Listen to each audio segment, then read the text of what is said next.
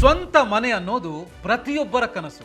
ಹಿಂದೆಲ್ಲ ಕೆಲಸ ಮಾಡಿ ರಿಟೈರ್ಡ್ ಆಗೋ ಸಂದರ್ಭದಲ್ಲಿ ಅಥವಾ ನಿವೃತ್ತಿ ಆದ್ಮೇಲೆ ಮನೆ ಕಟ್ಟುತ್ತಾ ಇದ್ರು ಅಥವಾ ಪರ್ಚೇಸ್ ಮಾಡ್ತಾ ಇದ್ರು. ಆದ್ರೆ ಈಗ ಹಾಗಿಲ್ಲ. ಕೆಲಸಕ್ಕೆ ಸೇರಿದ ತಕ್ಷಣ ಅಥವಾ ಮದುವೆ ಆಗೋ ಸಂದರ್ಭದಲ್ಲಿ ಕೇಳೋದಕ್ಕೆ ಶುರು ಮಾಡ್ತಾರೆ, ಸ್ವಂತ ಮನೆ ಪರ್ಚೇಸ್ ಮಾಡಿಲ್ವಾ, ಇನ್ನು ಯಾಕೆ ಮಾಡಿಲ್ಲ ಅಂತ. ಅದಕ್ಕೆ ಕಾರಣ ಏನು ಅಂತ ಹೇಳಿದ್ರೆ, ಈಗಿನ ಕಾಲದಲ್ಲಿ ಸ್ವಂತ ಮನೆ ಅನ್ನೋದು ಕಷ್ಟದ ಕೆಲಸ ಅಲ್ಲ. ನಿಮ್ಮ ಹತ್ರ ಹಣ ಇಲ್ಲ ಅಂದ್ರೂ ಕೂಡ ಸುಲಭವಾಗಿ ಹೋಮ್ ಲೋನ್ ತಗೊಂಡು ನೀವು ಮನೆ ಕಟ್ಬೋದು, ಮನೆ ಪರ್ಚೇಸ್ ಮಾಡ್ಬೋದು. ಹೋಮ್ ಲೋನ್ ತಗೊಂಡು ತಿಂಗಳು EMI ಕಟ್ಕೊಂಡು ಹೋದ್ರೆ ಆಯ್ತು, 15 ರಿಂದ 20 ವರ್ಷದಲ್ಲಿ ಸ್ವಂತ ಮನೆ ನಿಮ್ಮದಾಗ್ಬಿಡುತ್ತೆ. ಅದರಲ್ಲೂ ಈಗ ಬ್ಯಾಂಕ್ಗಳು ರೆಪೋ ರೇಟ್ ಕಡಿಮೆ ಆದ್ಮೇಲೆ ಹೋಮ್ ಲೋನ್ ಬಡ್ಡಿ ದರವನ್ನ ಕಡಿಮೆ ಮಾಡಿದೆ. ಹಾಗಾಗಿ ಹೋಮ್ ಲೋನ್ ತಗೊಂಡು ಸ್ವಂತ ಮನೆ ಕಟ್ಬೋದು ಅಥವಾ ಪರ್ಚೇಸ್ ಮಾಡ್ಬೋದು, ನಿಜ. ಆದ್ರೆ ಇಲ್ಲಿ ಒಂದಷ್ಟು ಪ್ರಶ್ನೆಗಳು ನಿಮ್ಮಲ್ಲಿರ್ಬೋದು. ಎಲ್ರಿಗೂ ಹೋಮ್ ಲೋನ್ ಸಿಕ್ಬಿಡುತ್ತಾ? ಹೋಮ್ ಲೋನ್ಗೆ ಅಪ್ಲೈ ಮಾಡಿದ್ವಿ, ಆದ್ರೆ ಬ್ಯಾಂಕ್ ಅಪ್ಲಿಕೇಶನ್ ಅನ್ನ ರಿಜೆಕ್ಟ್ ಮಾಡಿದೆ, ಅದಕ್ಕೇನು ಮಾಡೋದು ಅಂತ. ಎಸ್, ಅದಕ್ಕಾಗೆ ಈ ವಿಡಿಯೋ ಮಾಡ್ತಾ ಇದ್ದೀನಿ. ಹೋಮ್ ಲೋನ್ ಪಡೆಯೋದಕ್ಕೆ ಏನೇನ್ ಮಾಡಬೇಕು ಹಾಗೂ ಅಪ್ಲಿಕೇಶನ್ ರಿಜೆಕ್ಟ್ ಆದ್ರೆ ಏನ್ ಮಾಡಬೇಕು ಅನ್ನೋದನ್ನ ಈ ವಿಡಿಯೋದಲ್ಲಿ ಹೇಳ್ತೀನಿ. ಕಂಪ್ಲೀಟ್ ಆಗಿ ನೋಡಿ.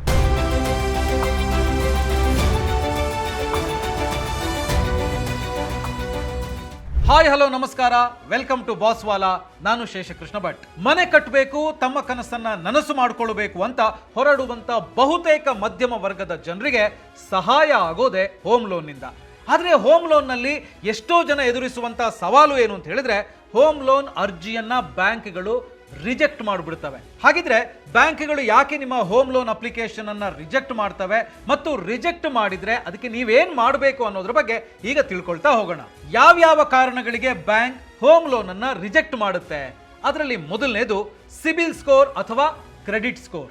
ಬಹಳಷ್ಟು ಮಂದಿಗೆ ಸಿಬಿಲ್ ಸ್ಕೋರ್ ಅಥವಾ ಕ್ರೆಡಿಟ್ ಸ್ಕೋರ್ ಕಡಿಮೆ ಇರೋ ಕಾರಣಕ್ಕೆ ಹೋಮ್ ಲೋನ್ ರಿಜೆಕ್ಟ್ ಆಗುತ್ತೆ. ನಿಮ್ಮ ಸಿಬಿಲ್ ಸ್ಕೋರ್ 750ಕ್ಕಿಂತ ಜಾಸ್ತಿ ಇದ್ರೆ ಮಾತ್ರ ಬ್ಯಾಂಕ್ಗಳು ಹೋಮ್ ಲೋನ್ ಕೊಡ್ತವೆ. 750ಕ್ಕಿಂತ ಕಡಿಮೆ ಇದ್ರೆ ಯಾವ ಬ್ಯಾಂಕ್ಗಳು ಕೂಡ ಲೋನ್ ಕೊಡಲ್ಲ.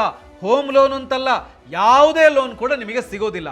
ನಿಮಗೆ ಗೊತ್ತಿರಲಿ, ಕೆಲವೊಂದು ಬ್ಯಾಂಕ್ಗಳು ಸಿಬಿಲ್ ಸ್ಕೋರ್ 750ಕ್ಕಿಂತ ಕಡಿಮೆ ಇದ್ರೂ ಕೂಡ, ಅಂದ್ರೆ 740, 730, 720, 710 ಇದ್ರೂ ಕೂಡ ಲೋನ್ ಕೊಡ್ತವೆ. ಆದ್ರೆ ಬಡ್ಡಿ ಮಾತ್ರ ಸಿಕ್ಕಾಪಟ್ಟೆ ಜಾಸ್ತಿ ಇರುತ್ತೆ. ಉದಾಹರಣೆಗೆ ಇವಾಗ SBI ಹೋಮ್ ಲೋನ್ ಇಂಟ್ರೆಸ್ಟ್ 7.5% ಇಂದ ಶುರುವಾಗುತ್ತೆ ಅಂತ ಇಟ್ಕೊಳ್ಳೋಣ. ಇಲ್ಲಿ ನಿಮ್ಮ ಸಿಬಿಲ್ ಸ್ಕೋರ್ 750 ಪ್ಲಸ್ ಇದ್ರೆ ನಿಮಗೆ 7.5% ಬಡ್ಡಿಯಲ್ಲೇ ಹೋಮ್ ಲೋನ್ ಸಿಗಬಹುದು. ಆದ್ರೆ ಸಿಬಿಲ್ ಸ್ಕೋರ್ ಏನಾದ್ರೂ ಕಡಿಮೆ ಇತ್ತು, 740, 720 ಅಂತ ಇತ್ತು ಅಂತಾದ್ರೆ ಈ ಇಂಟ್ರೆಸ್ಟ್ ರೇಟ್ 8.5% ಅಥವಾ ಅದಕ್ಕಿಂತನೂ ಜಾಸ್ತಿ ಆಗಬಹುದು. ಅಂದ್ರೆ ಕಡಿಮೆ ಸಿಬಿಲ್ ಸ್ಕೋರ್ ಆದ್ರೆ ಜಾಸ್ತಿ ಬಡ್ಡಿ, ಸಿಬಿಲ್ ಸ್ಕೋರ್ ಜಾಸ್ತಿ ಇದ್ರೆ ಬಡ್ಡಿ ಕಡಿಮೆ ಆಗುತ್ತೆ. ಹಾಗಾಗಿ ಹೋಮ್ ಲೋನ್ಗೆ ಅಪ್ಲೈ ಮಾಡುವಾಗ ನಿಮ್ಮ ಸಿಬಿಲ್ ಸ್ಕೋರ್ 750ಕ್ಕಿಂತ ಜಾಸ್ತಿ ಇದೆ ಅನ್ನೋದನ್ನ ಖಾತ್ರಿ ಮಾಡಿಕೊಳ್ಳಿ. ಹಾಗೇನೆ ಒಂದ್ ವೇಳೆ ಸಿಬಿಲ್ ಸ್ಕೋರ್ ಕಡಿಮೆ ಇದೆ ಅನ್ನೋ ಕಾರಣಕ್ಕೆ ನಿಮ್ಮ ಹೋಮ್ ಲೋನ್ ರಿಜೆಕ್ಟ್ ಆಯಿತು ಅಂತ ಹೇಳಿದ್ರೆ ನೀವು ಸಿಬಿಲ್ ಸ್ಕೋರ್ ಅನ್ನ ಜಾಸ್ತಿ ಮಾಡಿ ನಂತರ ಅಪ್ಲೈ ಮಾಡ್ಕೊಳ್ಬೇಕು. ಒಂದು ವಿಷಯ ನೆನಪಲ್ಲಿಟ್ಕೊಳ್ಳಿ, ಹೋಮ್ ಲೋನ್ ರಿಜೆಕ್ಟ್ ಆದ ತಕ್ಷಣ ಬ್ಯಾಂಕ್ ಮ್ಯಾನೇಜರ್ ಅನ್ನ ಹೋಗಿ ಕಾಂಟ್ಯಾಕ್ಟ್ ಮಾಡಿ ಕೇಳಿ, ಯಾಕೆ ನನ್ನ ಲೋನ್ ರಿಜೆಕ್ಟ್ ಆಗಿದೆ ಅಂತ. ಆಗ ಅವರೇ ಹೇಳ್ತಾರೆ, ನಿಮ್ಮ ಆದಾಯ, ಇನ್ಕಮ್ ಎಲ್ಲವೂ ಕೂಡ ಚೆನ್ನಾಗಿದೆ, ದಾಖಲೆಗಳು ಕೂಡ ಪರ್ಫೆಕ್ಟ್ ಆಗಿದೆ, ಆದ್ರೆ ಸಿಬಿಲ್ ಸ್ಕೋರ್ ಕಡಿಮೆ ಇದೆ, ಹಾಗಾಗಿ ನಿಮಗೆ ಹೋಮ್ ಲೋನ್ ಕೊಡೋದಿಕ್ಕಾಗಲ್ಲ ಅಂತ. ಆಗ ನೀವು ನಿಮ್ಮ ಸಿಬಿಲ್ ಸ್ಕೋರ್ ಅನ್ನ 6 ತಿಂಗಳು ಅಥವಾ 1 ವರ್ಷದಲ್ಲಿ ಜಾಸ್ತಿ ಮಾಡಿಕೊಂಡು ಮತ್ತೆ ಅಪ್ಲೈ ಮಾಡಬೇಕಾಗುತ್ತೆ. ಹಾಗಿದ್ರೆ ಈಗ ನೀವು ಕೇಳ್ಬೋದು, ಸಿಬಿಲ್ ಸ್ಕೋರ್ ಜಾಸ್ತಿ ಮಾಡೋದು ಹೇಗೆ?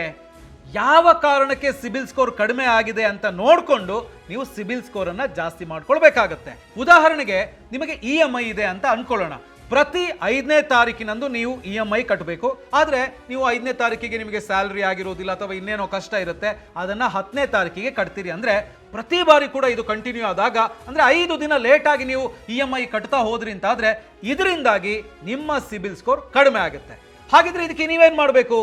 EMI ಡೇಟ್ ಅನ್ನ ಚೇಂಜ್ ಮಾಡ್ಕೊಳ್ಬಹುದು. ಆನ್ ಟೈಮ್ ನೀವು EMI ಅನ್ನ ಕಟ್ಕೊಂಡು ಹೋದ್ರೆ ಸಾಕು, ನಿಮ್ಮ ಸಿಬಿಲ್ ಸ್ಕೋರ್ ಜಾಸ್ತಿ ಆಗುತ್ತೆ. ಇನ್ನು ನೆಕ್ಸ್ಟ್, ಕೆಲವರಿಗೆ ಕ್ರೆಡಿಟ್ ಯುಟಿಲೈಸೇಷನ್ ರೇಷಿಯೋ ಕಾರಣಕ್ಕೆ ಸಿಬಿಲ್ ಸ್ಕೋರ್ ಕಡಿಮೆ ಆಗುತ್ತೆ. ಸೊ ಇಲ್ಲಿ ಕ್ರೆಡಿಟ್ ಯುಟಿಲೈಸೇಷನ್ ರೇಷಿಯೋ ಅಂತ ಹೇಳಿದ್ರೆ ಏನು ಅಂತ ನಾವು ನೋಡೋಣ.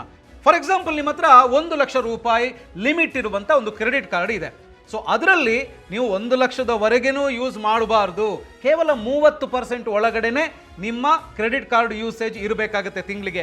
ಅದನ್ನು ನೀವು 80,000ನೋ 90,000ನೋ 1 ಲಕ್ಷ ಇದೆ ನಾನು ತಗೊಂಡ್ಬಿಡ್ತೀನಿ ಅಂತ ಹೇಳಿ ತಗೊಂಡ್ರೆ ಅದು ನಿಮಗೆ ಕ್ರೆಡಿಟ್ ಹಂಗ್ರಿ ಇದೆ, ಸಾಲದ ಹಸಿವಿದೆ, ನಿಮಗೆ ಸಿಕ್ಕಾಪಟ್ಟೆ ಹಣದ ಅವಶ್ಯಕತೆ ಇದೆ ಅಂತ ಹೇಳಿ ಪರಿಗಣಿಸಿ ನಿಮ್ಮ ಕ್ರೆಡಿಟ್ ಸ್ಕೋರ್ ಕಡಿಮೆ ಆಗೋದಕ್ಕೆ ಅದು ಕಾರಣ ಆಗುತ್ತೆ. ನೀವು ಎಷ್ಟು ಯೂಸ್ ಮಾಡಬೇಕು ಅಂತ ಹೇಳಿದ್ರೆ 1 ಲಕ್ಷದ ಲಿಮಿಟ್ ಇರುವಂಥ ಕ್ರೆಡಿಟ್ ಕಾರ್ಡಲ್ಲಿ 30%ನಷ್ಟು ಮಾತ್ರ ನೀವು ಯೂಸ್ ಮಾಡಬೇಕು.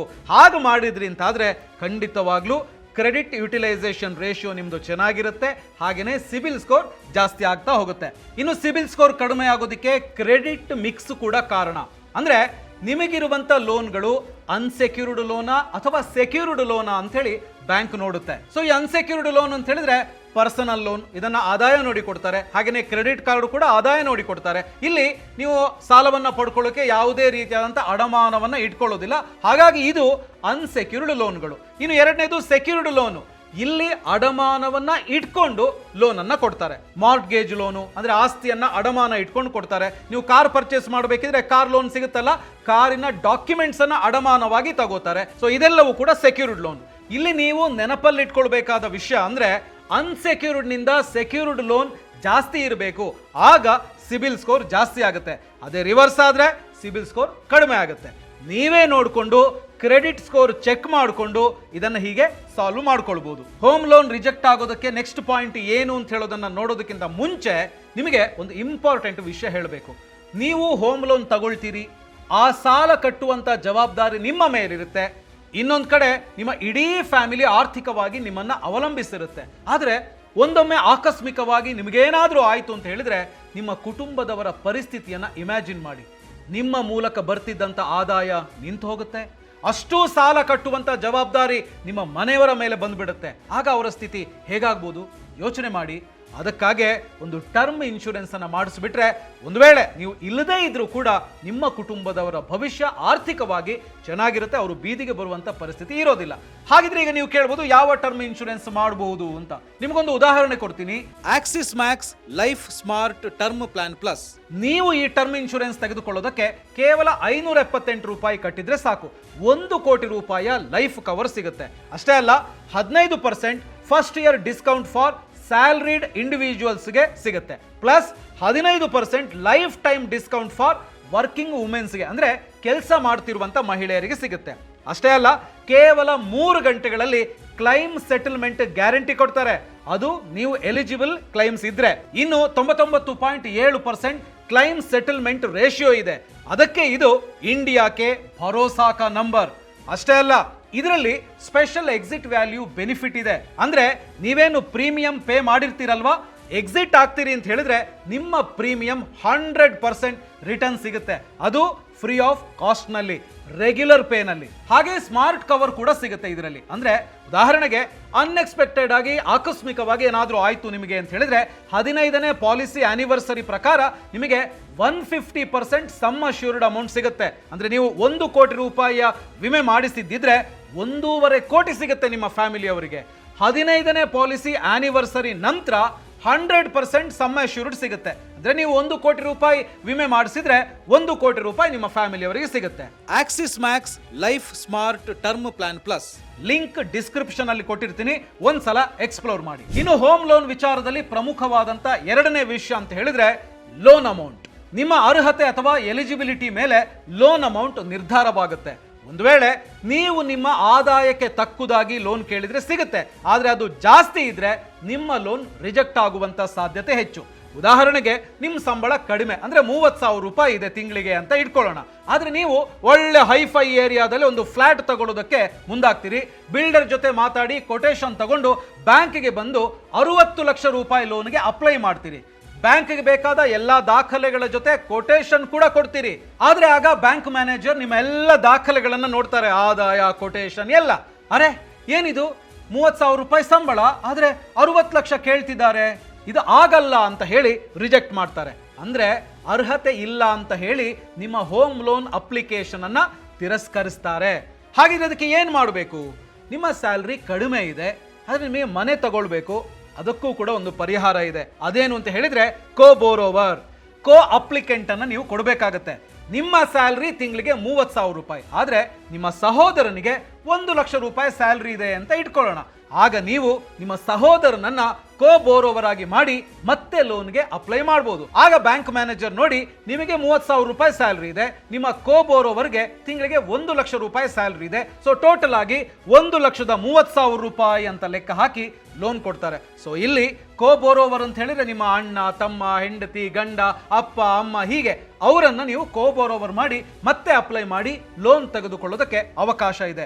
ಕೋ ಬೋರೋವರ್ ಯಾರು ಇಲ್ಲ ಅಂದ್ರೆ ಪ್ರತಿ ವರ್ಷ ಹೈಕ್ ಇರುತ್ತಲ್ವಾ, ಸ್ವಲ್ಪ ಸ್ಯಾಲ್ರಿ ಜಾಸ್ತಿ ಆದ್ಮೇಲೆ ಅಪ್ಲೈ ಮಾಡಿ ಲೋನ್ ತಗೋಬಹುದು. ಅದೂ ಆಗಿಲ್ಲ ಅಂತ ಹೇಳಿದ್ರೆ, ಹೈಕ್ ಬರಲಿಲ್ಲ ಅಂತ ಹೇಳಿದ್ರೆ ಸ್ವಲ್ಪ ಹೆಚ್ಚು ಡೌನ್ ಪೇಮೆಂಟ್ ಮಾಡಿ ಲೋನ್ ತೆಗೆದುಕೊಳ್ಳೋದಕ್ಕೆ ಅವಕಾಶ ಇದೆ. ಇಲ್ಲಿ ಬೆಸ್ಟ್ ಆಪ್ಷನ್ ಯಾವುದು ಅಂತ ಹೇಳಿದ್ರೆ ಪ್ರೀ ಅಪ್ರೂವ್ಡ್ ಹೋಮ್ ಲೋನ್. ಯಾವುದಾದ್ರೂ ಪ್ರಾಪರ್ಟಿಯನ್ನ ನೋಡಿ ಅದರ ಡಾಕ್ಯುಮೆಂಟ್ಸ್ ಅನ್ನ ತಂದು ಬ್ಯಾಂಕ್ಗೆ ಕೊಟ್ರೆ ಅದನ್ನ ನೋಡಿ ಮ್ಯಾನೇಜರ್ ನಿಮಗೆ 30 ಲಕ್ಷನೋ 50 ಲಕ್ಷನೋ 60 ಲಕ್ಷನೋ ಕೊಡ್ತೀವಿ ಅಂತ ಹೇಳಿ ಒಂದು ಸರ್ಟಿಫಿಕೇಟ್ ಕೊಡ್ತಾರೆ.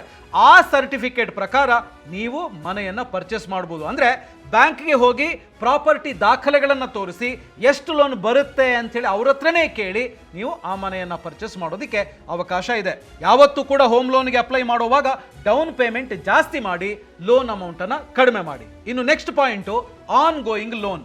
ಆನ್ ಗೋಯಿಂಗ್ ಲೋನ್ ಜಾಸ್ತಿ ಇದ್ರೆ ನಿಮಗೆ ಹೋಮ್ ಲೋನ್ ಸಿಗಲ್ಲ. ಅಂದ್ರೆ ಉದಾಹರಣೆಗೆ ನಿಮ್ಮ ಸ್ಯಾಲ್ರಿ ತಿಂಗಳಿಗೆ 1,00,000 ರೂಪಾಯಿ ಆದ್ರೆ ನೀವು already car loan, personal loan, business loan ಅಂತ ಹೇಳಿ ಪ್ರತಿ ತಿಂಗಳು 60,000 ರೂಪಾಯಿ EMI ಕಟ್ಟುತ್ತಾ ಇರ್ತೀರಿ. ಆಗ ನಿಮ್ಮ ಬಳಿ ಕೊನೆಗೆ ಉಳಿಯೋದು 40,000 ರೂಪಾಯಿ. ಹೀಗಿರುವಾಗ ನೀವು ಬ್ಯಾಂಕಿಗೆ ಹೋಗಿ 50 ಲಕ್ಷ ರೂಪಾಯಿ ಹೋಮ್ ಲೋನ್ ಬೇಕು ಅಂತ ಹೇಳಿ ಅಪ್ಲೈ ಮಾಡಿದ್ರೆ ಯಾವ ಬ್ಯಾಂಕ್ ಕೂಡ ಲೋನ್ ಕೊಡಲ್ಲ. ಯಾಕೆ ಅಂತ ಹೇಳಿದ್ರೆ ನಿಮ್ಮ ಆದಾಯದಲ್ಲಿ 60% ಅನ್ನ ನೀವು EMI ಆಲ್ರೆಡಿ ಕಟ್ತಾ ಇದ್ದೀರಿ, ಉಳಿದಿದ್ದು ಕೇವಲ 40%. ಹಾಗಾಗಿ ಯಾವ ಬ್ಯಾಂಕ್ ಕೂಡ ಲೋನ್ ಕೊಡಲ್ಲ. ಯಾಕೆಂತ ಹೇಳಿದ್ರೆ ಉಳಿದ ಹಣದಲ್ಲಿ ನಿಮ್ಮ ಖರ್ಚು ವೆಚ್ಚಗಳನ್ನು ನಿಭಾಯಿಸಬೇಕಾಗತ್ತೆ, ಆಮೇಲೆ ನೀವು ಹೋಮ್ ಲೋನ್ ಅನ್ನು ಕಟ್ಟಬೇಕಾಗತ್ತೆ. ಹಾಗಾಗಿ ಹೋಮ್ ಲೋನ್ EMI ಅನ್ನು ನೀವು ಸರಿಯಾಗಿ ಕಟ್ಟೋದಕ್ಕೆ ಸಾಧ್ಯ ಇಲ್ಲ ಅಂತೇಳಿ ಬ್ಯಾಂಕ್ಗಳು ನಿರ್ಧಾರ ಮಾಡಿ ನಿಮ್ಮ ಹೋಮ್ ಲೋನ್ ಅಪ್ಲಿಕೇಶನ್ ಅನ್ನ ರಿಜೆಕ್ಟ್ ಮಾಡುತ್ತೆ. ಅದಕ್ಕೆ ನೀವು ಏನು ಮಾಡಬೇಕು ಅಂತ ಹೇಳಿದ್ರೆ ಯಾವ ಲೋನ್ಗಳಿದಾವೋ ಅದನ್ನು ಹೇಗಾದ್ರೂ ಮಾಡಿ ಮೊದಲು ಕ್ಲಿಯರ್ ಮಾಡಿ ಆಮೇಲೆ ಕ್ಲಿಯರೆನ್ಸ್ ಸರ್ಟಿಫಿಕೇಟ್ ತಗೊಂಡು ನಂತರವಷ್ಟೇ ಹೋಮ್ ಲೋನ್ಗೆ ಅಪ್ಲೈ ಮಾಡಬೇಕು. ಇನ್ನು ಹೋಮ್ ಲೋನ್ ರಿಜೆಕ್ಟ್ ಆಗೋದಕ್ಕೆ ನೆಕ್ಸ್ಟ್ ಕಾರಣ ಎಂಪ್ಲಾಯ್ಮೆಂಟ್. ಎಸ್, ನೀವು ನಾಳೆ ಯಾವುದೋ ಒಂದು ಕೆಲಸಕ್ಕೆ ಜಾಯ್ನ್ ಆಗ್ತೀರಿ, ನಂತರ ಹೋಗಿ ಹೋಮ್ ಲೋನ್ ಕೇಳಿದ್ರೆ ನಿಮಗೆ ಲೋನ್ ಸಿಗಲ್ಲ. ಅಟ್ಲೀಸ್ಟ್ ಕೆಲಸಕ್ಕೆ ಸೇರಿ 1 ವರ್ಷ ಆದರೂ ಆಗಿರಬೇಕು. ಫಾರ್ ಎಕ್ಸಾಂಪಲ್ ತುಂಬಾ ವರ್ಷದಿಂದ ನೀವು ಒಂದು ಕಂಪನಿಯಲ್ಲಿ ಕೆಲಸ ಮಾಡ್ತಾ ಇದ್ರು, ನಂತರ ಆ ಕಂಪನಿಯನ್ನ ಚೇಂಜ್ ಮಾಡಿದ್ರೆ ನೀವು ಹೊಸದಾಗಿ ಸೇರಿದ ಕಂಪನಿಯಲ್ಲಿ ಕನಿಷ್ಠ 3 ತಿಂಗಳಿನಿಂದಾದ್ರೂ ಕೆಲಸ ಮಾಡ್ತಾ ಇರಬೇಕು. ನೆನಪಲ್ಲಿಟ್ಕೊಳ್ಳಿ, ಆಗಾಗ ಜಾಬ್ ಚೇಂಜ್ ಮಾಡ್ತಾ ಇದ್ರೆ ನಿಮಗೆ ಲೋನ್ ಸಿಗಲ್ಲ. ಒಂದೇ ಕಂಪನಿಯಲ್ಲಿ 6 ತಿಂಗಳಿನಿಂದ 1 ವರ್ಷ ಕೆಲಸ ಮಾಡಿ ನಂತರ ನೀವು ಹೋಮ್ ಲೋನ್ಗೆ ಅಪ್ಲೈ ಮಾಡಬಹುದು, ಆಗ ನಿಮಗೆ ಹೋಮ್ ಲೋನ್ ಸಿಗುತ್ತೆ. ಸೊ ಇದಿಷ್ಟು ಮೈನ್ ಆಗಿ ಹೋಮ್ ಲೋನ್ ರಿಜೆಕ್ಟ್ ಆಗೋದಕ್ಕೆ ಕಾರಣ ಅಥವಾ ಹೋಮ್ ಲೋನ್ ಸಿಗದೇ ಇರೋದಕ್ಕೆ ಕಾರಣ. ಹಾಗೇನೆ ಇದೆಲ್ಲದರ ಜೊತೆಗೆ ಡಾಕ್ಯುಮೆಂಟ್ಸ್ ಅಂತ ಹೇಳುವಂಥದ್ದು ಕೂಡ ತುಂಬಾ ಇಂಪಾರ್ಟೆಂಟ್. ಹೋಮ್ ಲೋನ್ಗೆ ಅಪ್ಲೈ ಮಾಡೋದಕ್ಕೂ ಮುಂಚೆ ಡಾಕ್ಯುಮೆಂಟೇಶನ್ ತುಂಬಾ ಮುಖ್ಯ, ಅದನ್ನು ನೀವು ಮಾಡಬೇಕು. ಹಾಗಿದ್ರೆ ಏನೇನು ದಾಖಲೆಗಳು ಬೇಕು ಹೋಮ್ ಲೋನ್ಗೆ ಅಪ್ಲೈ ಮಾಡೋದಕ್ಕೆ ನೋಡಿ. ಪ್ರಮುಖವಾಗಿ ಬ್ಯಾಂಕ್ಗಳು ಲೋನ್ ಕೊಡೋದಕ್ಕೆ ಕೇಳುವಂತ ದಾಖಲೆಗಳು ಅಂತ ಹೇಳಿದ್ರೆ ಆಧಾರ್ ಕಾರ್ಡ್, ಪ್ಯಾನ್ ಕಾರ್ಡ್, 3 ವರ್ಷದ income tax returns, income proof, latest 6 ತಿಂಗಳ ಬ್ಯಾಂಕ್ ಸ್ಟೇಟ್ಮೆಂಟ್, 3 ತಿಂಗಳ ಸ್ಯಾಲರಿ ಸ್ಲಿಪ್ ಅಥವಾ ಪೇ ಸ್ಲಿಪ್, ಪ್ರಾಪರ್ಟಿಗೆ ಸಂಬಂಧಿಸಿದಂಥ ಎಲ್ಲ ದಾಖಲೆಗಳು, ಕೊಟೇಶನ್, ಪ್ಲಾನ್, NOC ಹೀಗೆ ನೀವು ಈ ಎಲ್ಲ ದಾಖಲೆಗಳನ್ನು ಕರೆಕ್ಟ್ ಆಗಿ ಕೊಟ್ಟರೆ ಮಾತ್ರ ಬ್ಯಾಂಕ್ಗಳು ನಿಮ್ಮ ಅರ್ಹತೆಯನ್ನು ಪರಿಶೀಲಿಸಿ ಹೋಮ್ ಲೋನ್ ಅನ್ನು ಕೊಡ್ತವೆ. ಹಾಗಾಗಿ ಹೋಮ್ ಲೋನ್ಗೆ ಅಪ್ಲೈ ಮಾಡೋ ಮುಂಚೆ ಎಲ್ಲ ಅಂಶಗಳನ್ನು ಪರಿಶೀಲಿಸಿ ಬೇಕಾದ ಪ್ರಿಪರೇಷನ್ ಮಾಡಿ ಕಡಿಮೆ ಬಡ್ಡಿಗೆ ಲೋನ್ ಕೊಡುವಂಥ ಬ್ಯಾಂಕ್ಗಳನ್ನು ಪರಿಗಣಿಸಿ ನೀವು ಅಪ್ಲೈ ಮಾಡಬಹುದು. ಹಾಗೇನೆ ಈಗಾಗಲೇ ನೀವು ಅಪ್ಲೈ ಮಾಡಿ ನಿಮ್ಮ ಹೋಮ್ ಲೋನ್ ಅಪ್ಲಿಕೇಶನ್ ರಿಜೆಕ್ಟ್ ಆಗಿದ್ರೆ ಈಗಾಗಲೇ ನಾನು ಮೇಲೆ ಹೇಳಿರುವಂತ ಕಾರಣಗಳ ಬಗ್ಗೆ ಗಮನ ಹರಿಸಿ, ಜೊತೆಗೆ ಒಂದ್ಸಲ ನಿಮ್ಮ ಲೋನ್ ಯಾಕೆ ರಿಜೆಕ್ಟ್ ಆಗಿದೆ ಅನ್ನೋದನ್ನ ಖುದ್ದಾಗಿ ಬ್ಯಾಂಕ್ ಮ್ಯಾನೇಜರ್ ಹತ್ರ ಹೋಗಿ ಮಾತಾಡಿ ತಿಳ್ಕೊಂಡು ಅವರು ಹೇಳಿದಂತೆ ಮಾಡಿ ಮತ್ತೆ ಅಪ್ಲೈ ಮಾಡಿ ಹೋಮ್ ಲೋನ್ ಅನ್ನ ಪಡಿಬಹುದು. ಹಾಗೇನೆ ನಿಮ್ಮ ಕನಸಿನ ಮನೆಯನ್ನ ಕಟ್ಟಬಹುದು ಅಥವಾ ತಗೊಳ್ಬಹುದು. ಸೊ ಈ ವಿಡಿಯೋ ನಿಮಗೆ ಇಷ್ಟ ಆಗಿದೆ ಅಂದ್ರೆ ಲೈಕ್ ಮಾಡಿ. ಹೋಮ್ ಲೋನ್ ತಗೊಳ್ಬೇಕು ಅಥವಾ ಲೋನ್ ಅರ್ಜಿ ರಿಜೆಕ್ಟ್ ಆಗಿದೆ, ಏನ್ ಮಾಡಬೇಕು ಗೊತ್ತಾಗ್ತಿಲ್ಲ ಅನ್ನೋ ನಿಮ್ಮ ಸ್ನೇಹಿತರು ಅಥವಾ ಕುಟುಂಬದವರಿಗೆ ಈ ವಿಡಿಯೋವನ್ನ ಶೇರ್ ಮಾಡೋದಕ್ಕೆ ಮರಿಬೇಡಿ. ಹಾಗೇನೆ ಬಾಸ್ವಾಲಾ ಕನ್ನಡ ಚಾನಲ್ ಅನ್ನ ಸಬ್ಸ್ಕ್ರೈಬ್ ಮಾಡಿ. All the best. Bosswallah, be the boss.